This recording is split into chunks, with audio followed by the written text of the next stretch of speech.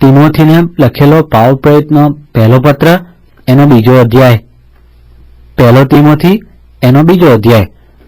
હવે સૌથી પ્રથમ હું એવો બોધ કરું છું કે વિનંતી, પ્રાર્થના, આજીજી તથા આભાર સ્તુતિ સઘળા માણસોને માટે કરવામાં આવે, રાજાઓને માટે તેમજ સર્વ અધિકારીઓને માટે, જેથી આપણે પૂરા ભક્તિભાવથી તથા ગંભીરપણે શાંત તથા સમર્થ રીતે જીવન ગુજારીએ, કેમ કે દેવ આપણા તારનારની નજરમાં એ સારું તથા પ્રિય છે.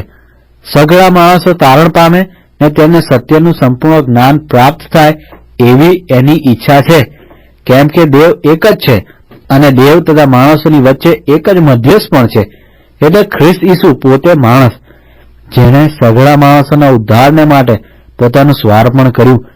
એની સાક્ષી નિર્માણ થયેલો સમય આપવામાં આવી હતી. એને માટે મને પ્રબોધક તથા પ્રેરિત, હું સાચું બોલું છું, હું જૂઠું બોલતો નથી, અને વિશ્વાસમાં તથા સત્યમાં વિદેશોને શીખવનાર નિર્માણ કર્યો છે.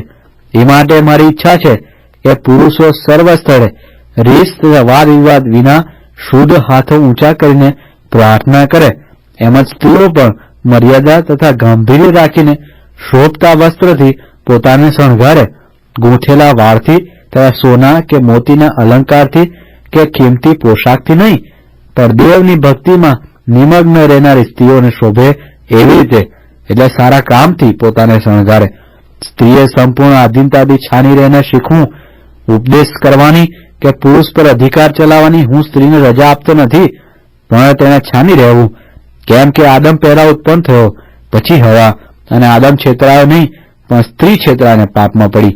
તો પણ જો સ્ત્રી મર્યાદા સહિત વિશ્વાસ, પ્રેમ તથા પવિત્રતામાં રહે તો તે પુત્ર પ્રસવ દ્વારા તારણ પામશે.